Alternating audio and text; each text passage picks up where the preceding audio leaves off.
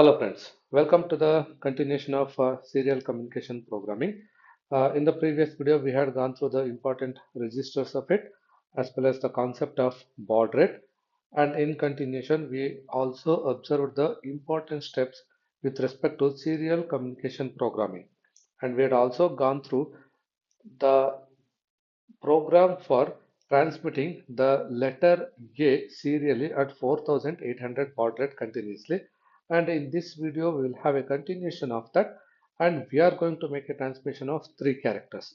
So first let us go through the question of it. Write an ALP for 8051 to transfer letter YES, that means three characters, serially at 9600 baud rate continuously.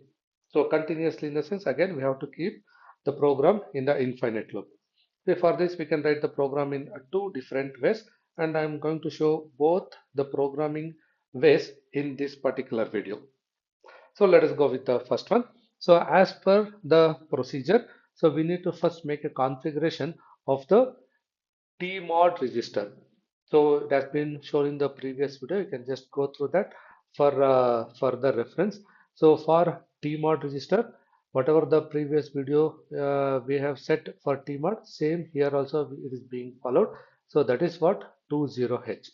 So that means we are using timer 1 in mode 2 operation. So configure tmod register first. The instruction move tmod comma hash 20H. So tmod register has been configured. The next thing is we need to load the baud rate, that is to the TH1 register. So it is 9600 baud rate. For this, in order to have this baud rate, we need to load the value -3 to the TH1 register. So move TH1 comma hash -3, right? So the next thing is to configure the SCON register. So this is the SCON register configuration we are having. For this we need to load the value 50H so that it can work in mode 1 of operation with REN bit set equal to 1, right? So it is move SCON comma hash 50H. After this one, we need to configure the tcon register, saying that now we can start the timer. For that, the value is equal to 40H. So now configure tcon register, move tcon comma hash 40H. Now once we done with this instruction, timer 1 starts running. That means the baud rate has started. Now the data to be transmitted, now we have to load that value to the SBUF register and start the transmission. So here we are dealing with the three characters. We cannot send all the three characters together. Instead, we have to send it one after the another. Starting with the first character Y. So I am loading Y to SBUF register. SBUF comma hash Y within double quotes. The serial transmission has now started. Now we need to verify either it is completed or not. That is being verified by looking into the TI bit of the SCON register. If TI is set, then it indicates transmission of that character has been completed. So wait until TI bit is set by using the instruction jump if bit is not set, that is the TI bit, and stay in the same state. Right? Now I use here, instead of wait, I use wait 1. So wait 1 over here. Now once the bit is set, that is the TI bit is set, it indicates transmission of Y is completed. We need to proceed with the second character E. For that, first we need to clear the TI. So clear TI register.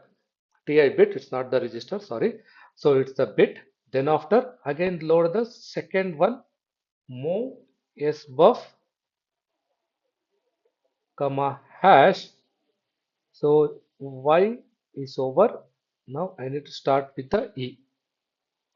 Now repeat these three again. So that means E, it is already loaded in place of Y. Then J, N, B, Ti, comma, wait 2. Here it is wait 2. So this instruction itself. Then after again clear Ti, because we need to transmit one more character. E is completed. The last character is yes, we need to transmit. For that, move yes buff comma hash yes. I'm loading to the SBUF register. Again, start the transmission. It has already started the transmission. Wait until TI bit is set at the location wait 3. So wait 3. Then after again clear the TI bit. Now keep repeating this procedure continuously. That's what is asked in the question. Therefore, make a short jump to repeat. So repeat where it has to come. It has to start from the transmission of the Y. Therefore, here I am going to write the repeat.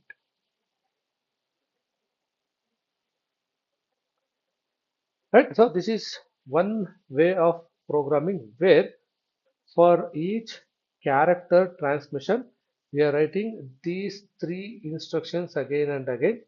So whatever being written, these three instructions that is being repeated here also with change in the character, and then here also same three with the change in the character, right? So here you have to make observation. Whatever the label we are using, that is different. So here it is wait 1, then wait 2, and then wait 3. So never use the same label to all of this. So that will be error part. Now let us get into the another procedure where this first part of the programming from this point up to this point is not going to change.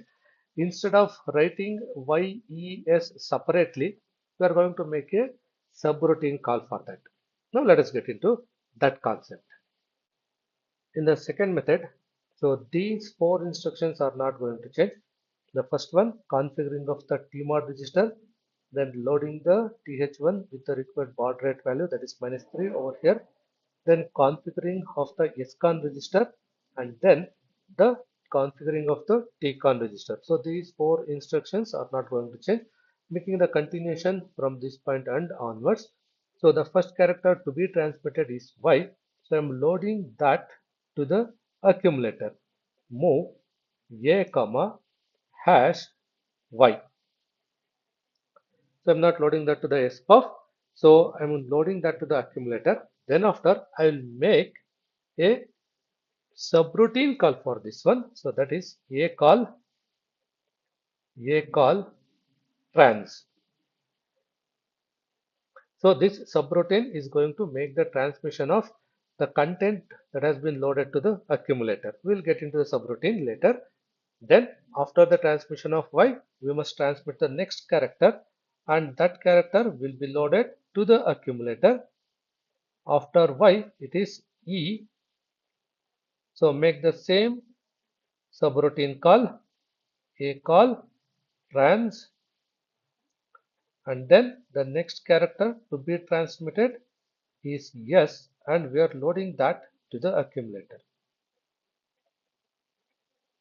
And that also make a call function of the same subroutine.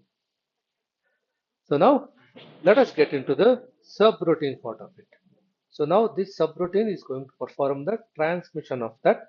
So trans is the name of the subroutine we are using. So trans, so content needs to be transmitted must be there in the SBUF register. Therefore, from accumulator, we are copying that to the SBUF. Then after, once it is loaded to the SBUF, transmission has been started. Then until the transmission completes, we have to wait. That is the verification of the TI bit. Therefore, jump if bit is not set, that's the TI bit, then wait in this instruction only.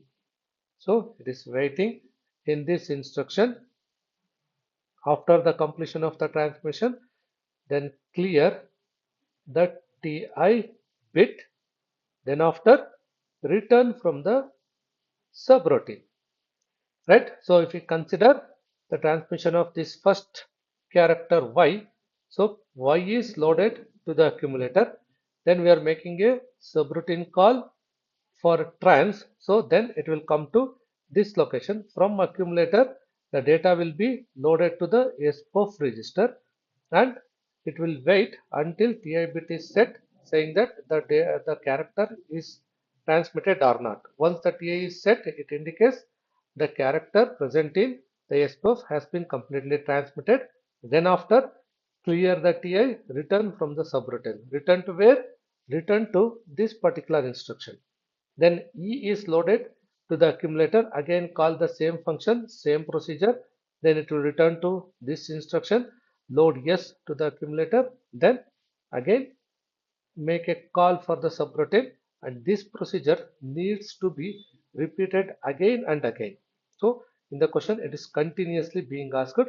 Therefore at the last here we need to add an instruction SJMP repeat. Right, repeat the same procedure from where transmission of the y. Right, so this is the another way of the programming.